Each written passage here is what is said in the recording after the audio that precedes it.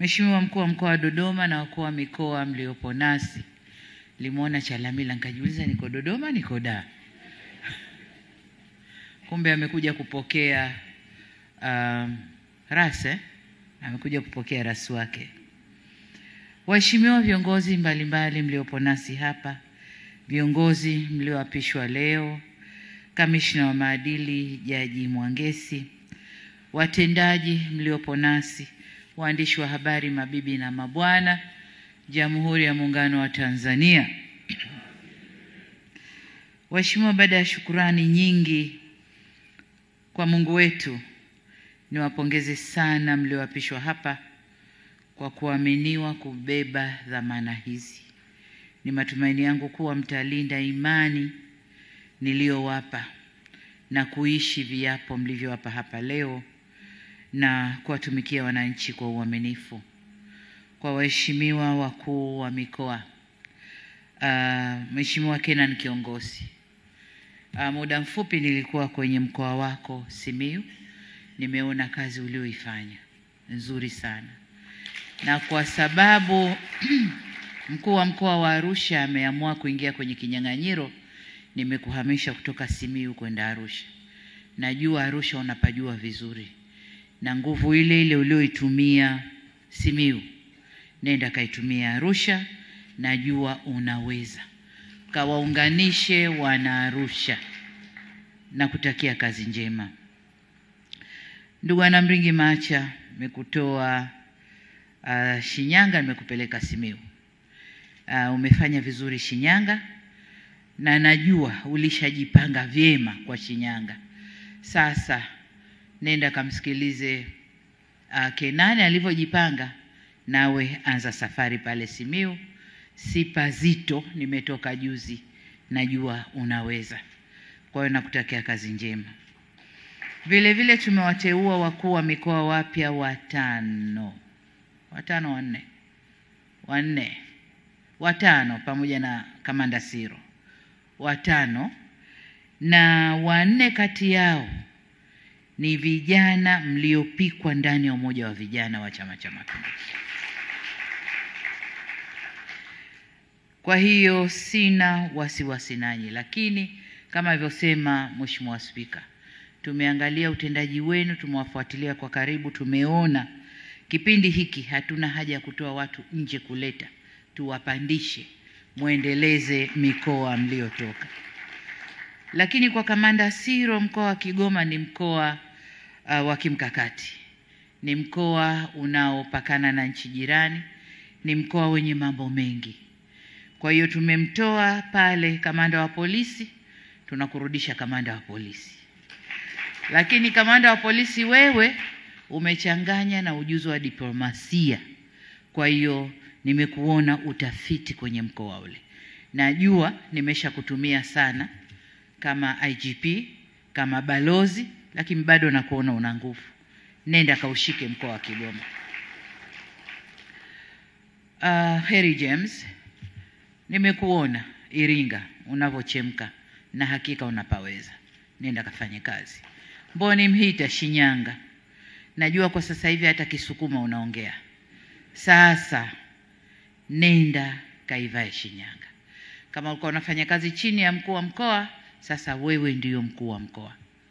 Nataka upite vichochoro vyote vya Shinyanga na uhakikishe Shinyanga inanyooka, na kutakia kazi njema. Beno, Mbeya, nilikuwa nakufuatilia kwa karibu yanayotokea pale Mbeya mjini. Mbeya unapajua pazito kidogo, na nyumbani kwa Mheshimiwa Spika. Kwa hiyo kalinde heshima ya Mheshimiwa Spika. Kalinde heshima ya Mheshimiwa Spika, na hakikisha Mbeya inabaki salama. Songwe, Jabir, na kujua ni mpya kwa Songwe. Nimekutoa Morogoro. Wapi pale kuna hiyo? Gairo. Nimepita Gairo, nimeona kazi yako, na hakika unaweza kuishika Songwe. Nataka nikwambie kwamba Songwe si rahisi sana, lakini kwa uwezo wako na hakika utapaweza. wewe ni mstahamilivu, ni msikivu na hufoki, lakini una actions. Lakini bahati mbaya ni kwamba wewe ni mpya na rasi wako ni mpya Hawasi. Lakini Hawasi ana experience zote za kichama na za kiserikali. Kwa nendeni mkasaidiane kwa karibu. Sitaki kusikia kuna migongano aidha baina yenu au baina mnayowakuta pale chini. Kama kuna migongano kaiwekeni sawa. Lakini nataka mkashirikiane, tumieni ujuzi wenu wa kichama lakini wa serikali muiongoze Songwe. Nawatakia kazi njema. Kwa wakuu wa mikoa wote mliopo hapa na wanaotusikiliza, nina mambo manne makubwa ya kusema nanyi. La kwanza, kuwatakia kusimamia amani na usalama katika maeneo yenu. Nyinyi ni wenye viti wa kamati za usalama kwenye maeneo yenu. Kwa hiyo kipindi hiki tunachokwenda, kuna vijichokochoko vinaweza vikatokea vya makusudi na vya bahati mbaya. Nataka mkasimame imara kuhakikisha mikoa inabaki salama. Tunakwenda kwenye uchaguzi tukiwa salama. Najua tunakwenda kwenye mchakato wa uchaguzi, makundi yatahibuka mengi. Nendeni kama makamisa wa mikoa, kasimameni imara, hakikishe mikoa inabaki salama. Lakini la pili, usimamizi wa fedha za serikali. Tumeleta fedha nyingi, kuna miradi mingi iliyokamilika na inayoendelea. Nendeni kasimamieni usimamizi wa fedha za serikali. Miradi inayotekelezwa iende na thamani ya fedha tunayoishusha. Fedha ile ni kwa ajili ya kutatua shida za watu na si vinginevyo. Nataka mkaisimamie. La tatu, swala la mapato ambalo nalisema kila siku. Katika mikoa yenu tuna uwezo wa kuongeza ukusanyaji wa mapato. Na kwa mwaka huu tumewaongezea kiwango cha ukusanyaji. Lakini na hakika mnaweza kufanya zaidi ya hapo. Mnaweza kufanya zaidi ya hapo. Msende kutumia maguvu, lakini kakusanyeni mapato. Hakikisheni mifumo iliyowekwa inafanya kazi vizuri. Fedha inapatikana. Nadhani mwenendo wa ulimwengu mnauona. Akitoka kuchokozana huyu, anaingia kuchokozana huyu. Akitoka huyu, anaingia huyu. Uko mbele hatujui kinachokuja. Kama kutapanda bei za bidhaa, kutapanda mafuta, kutafanyaje, wengine wanajivuta katika misaada. Kwa hiyo la maana hapa ni kukusanya ndani kwetu. TRA inafanya vizuri, nataka mikoa ikafanye vizuri. Simamieni halmashauri zikusanye mapato vizuri. La nne, nirudie kusisitiza kwamba twende tukawasikilize wananchi. Kipindi hiki ni cha mchakato kuelekea uchaguzi, lakini mikoa ipo na nyinyi mpo mnaendelea kuwasikiliza wananchi. Lakini kipindi hichi cha uchaguzi kutokuwa bias. Kama wakuu wa mikoa, kasimameni katikati. Shirikianeni na chama, kasimameni katikati, muendeleze mchujo katika uchaguzi unaokuja. Kajishusheni.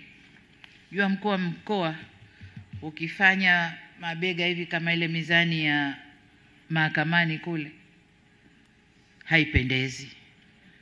Kwa mkoa unatakiwa uwe down, uwe kwa watu. Ukiwa kwa watu wewe, wakuu wa wilaya watakuwa kwa watu, wakikuoneni nyinyi. Mna dhamana kubwa kuwasimamia wakuu wa wilaya, halmashauri. Nendeni kafanyeni kazi. Katibu Mkuu Agnes Meena, hongera sana na pole. Umefanya kazi nzuri wewe na Mwajuma pale maji.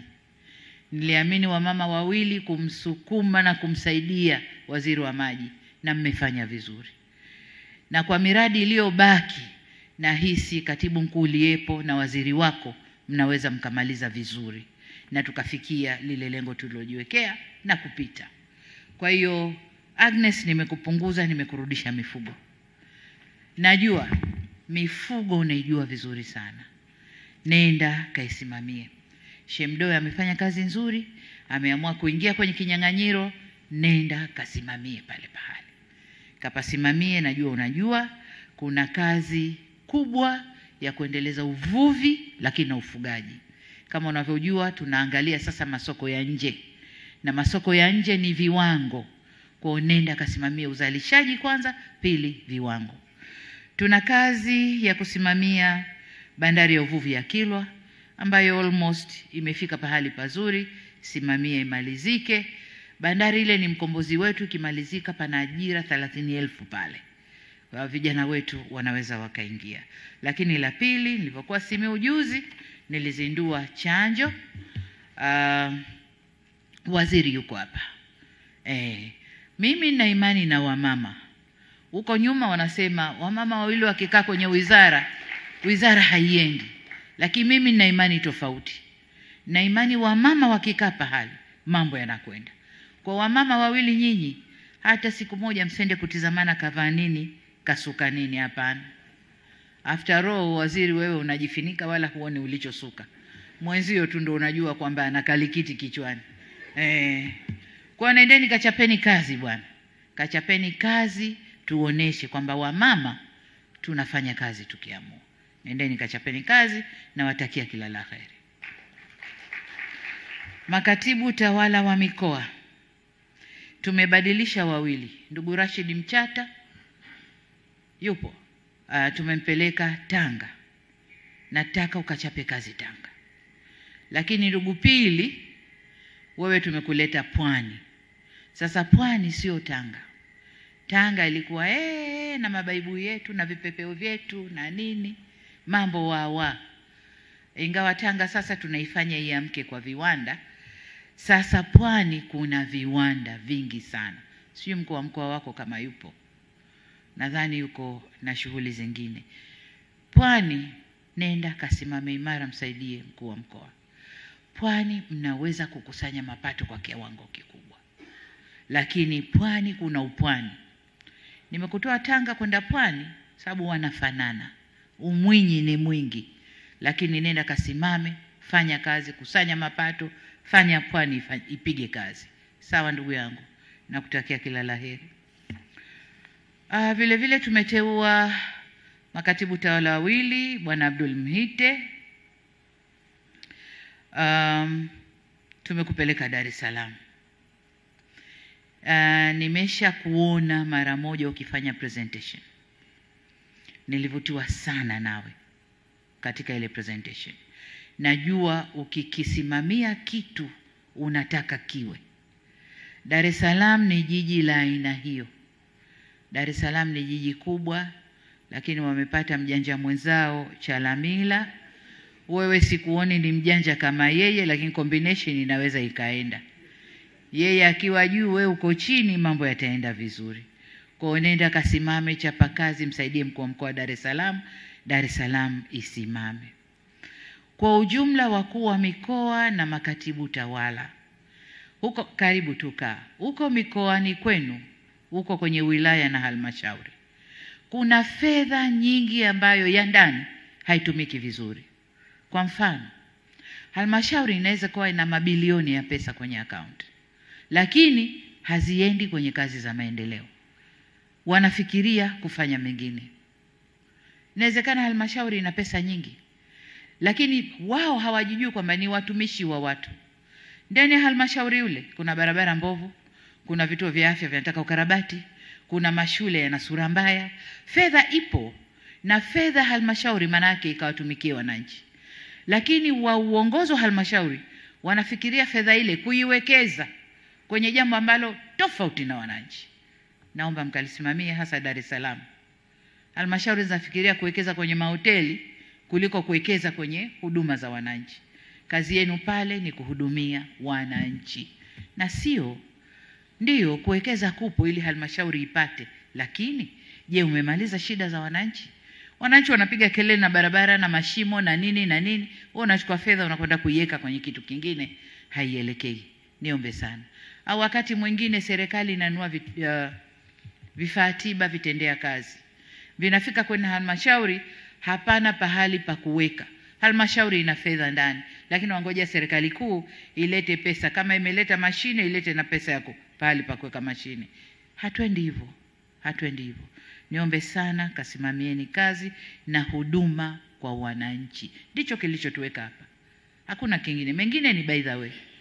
Umeokota kismati, umepata, well and good. lakini kilichotuweka ni huduma kwa wananchi. Naibu makatibu wakuu Dr. Hussein Omar, tumemtoa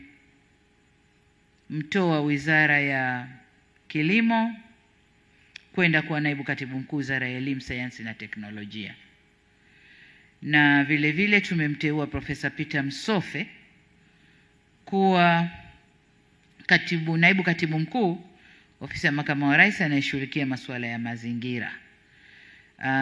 Nimeangalia tiririko wa kazi ulizokuwa ukizifanya na CV na hisi pale utakwenda kutusaidia vizuri.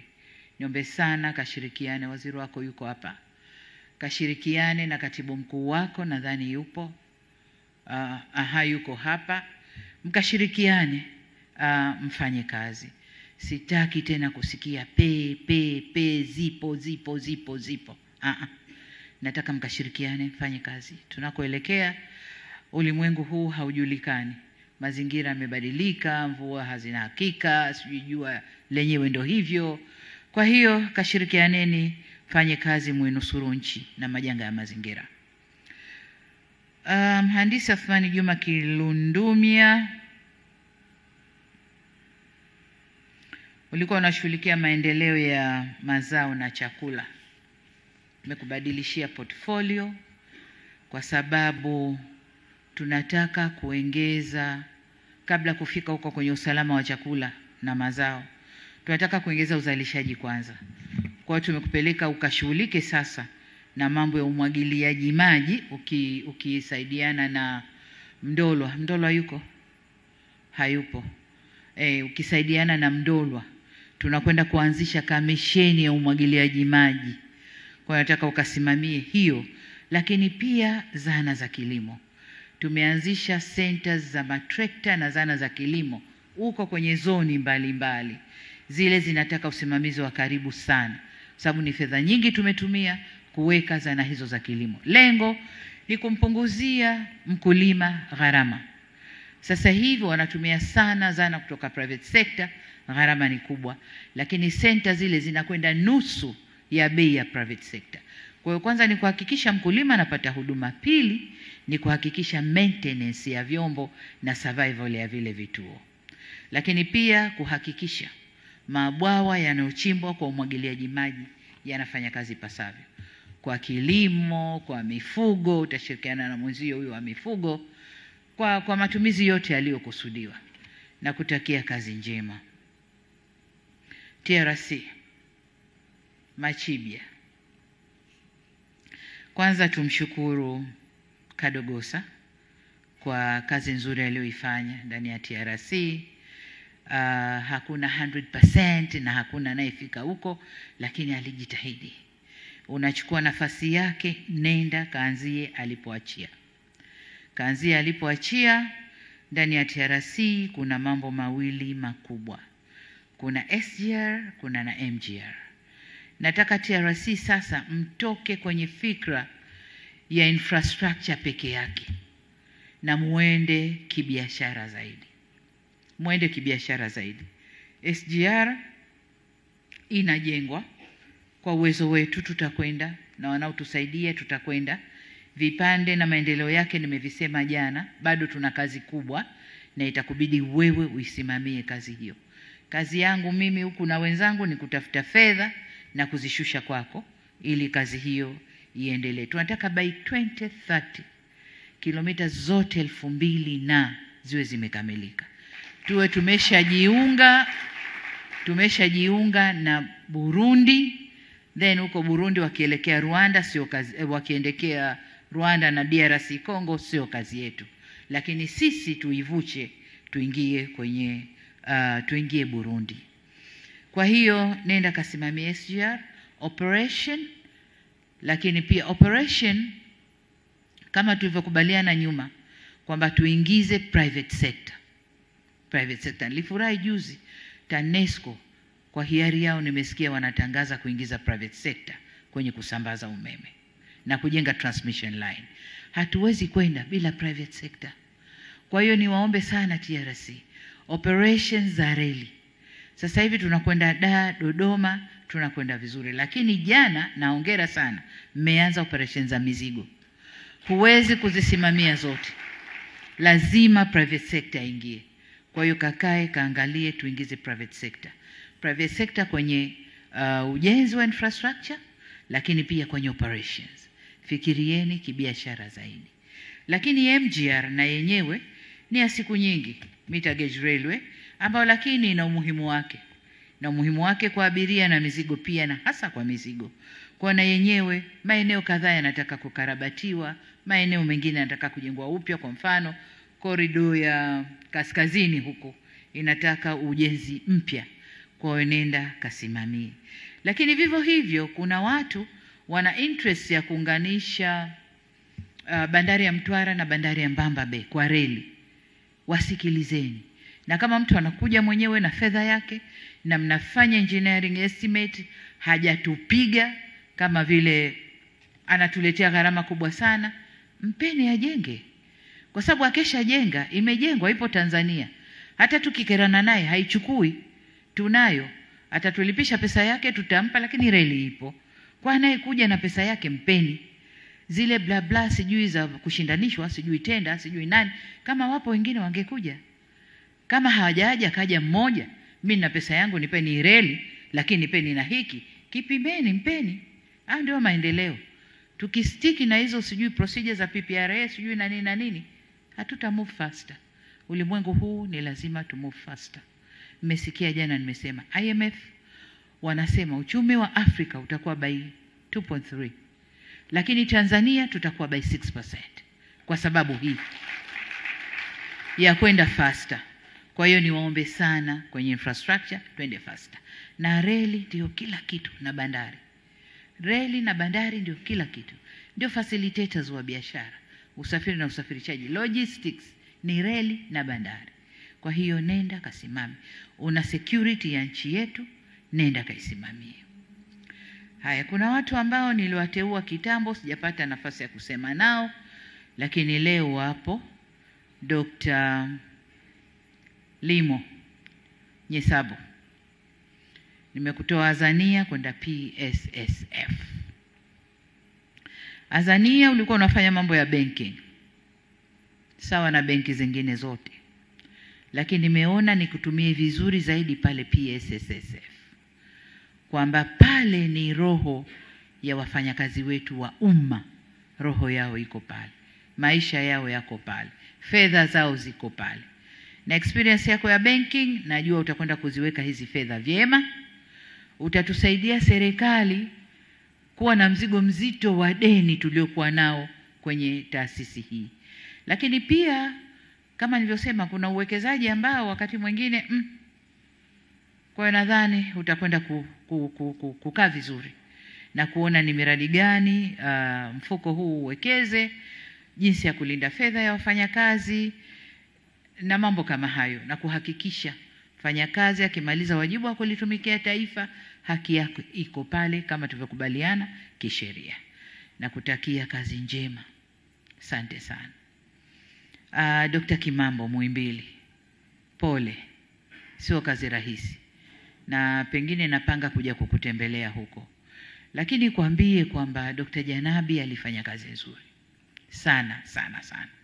Lakini Muhimbili tuna mipango mingi na mikubwa ya ile hospitali, kuiendeleza na kuikuza zaidi.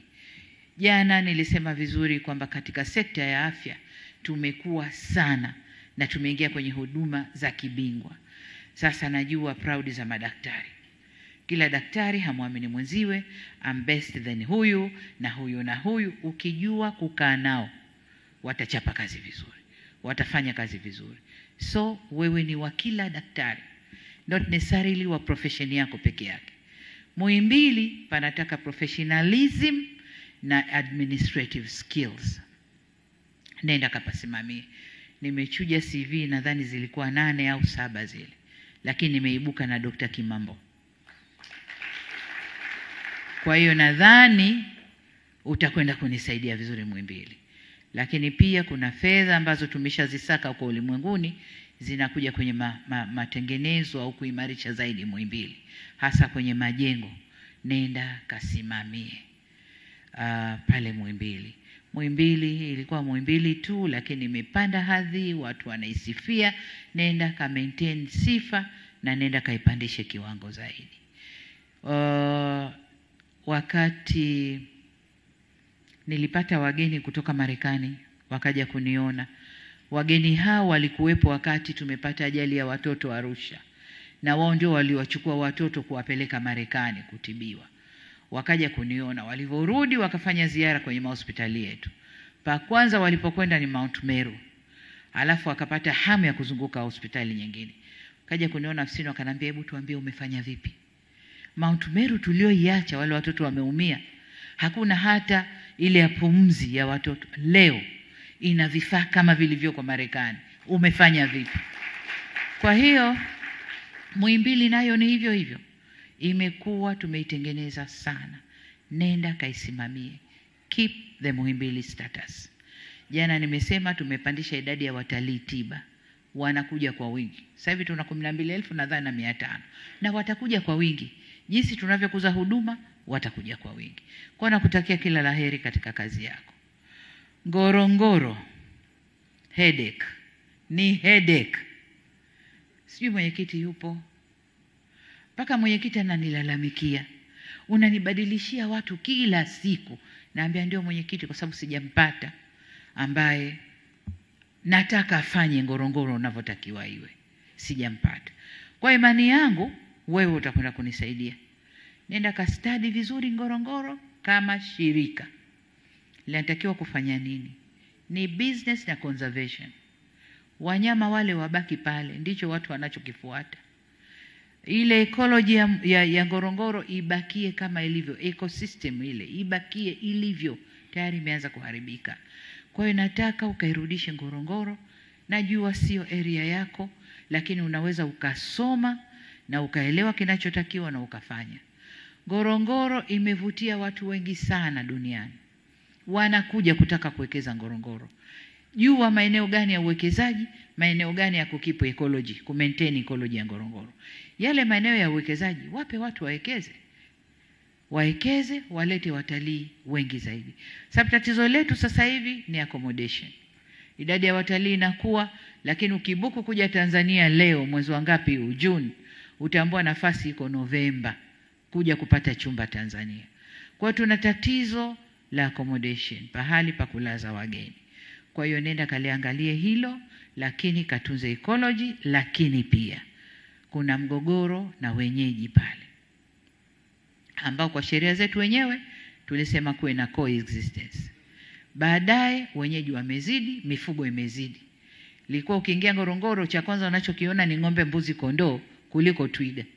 Mara ya kwanza mimi nimekwenda Ngorongoro, kuingia tu kutoka kwenye geti lile, twiga huyu hapa anakula majani, nikafurahi. Mekwenda mbele, zebra huyu hapa, tembo huyu hapa. Sasa hivi unakuta ng'ombe kwanza, kondoo na nani. Nimeunda tume 2 za kuangalia hilo, mambo ya Ngorongoro specifically. Kwa watakapotoa ripoti yao, tutakuinvolve ujue sasa una implement kiasi gani kudeal na wale watu, lakini kumaintain Ngorongoro. Ngorongoro ni urithi wa dunia.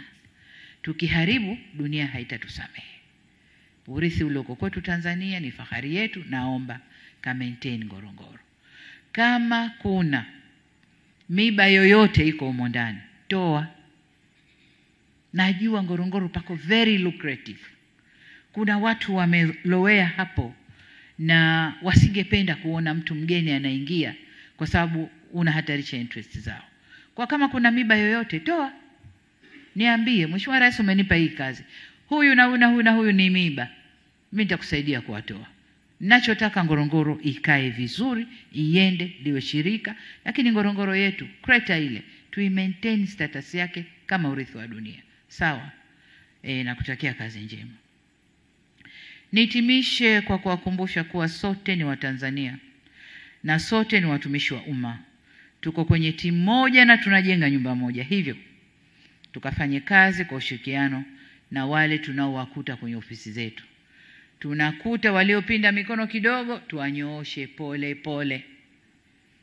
Kila ulemavu unanyooka, lakini unyooshaji ni pole pole.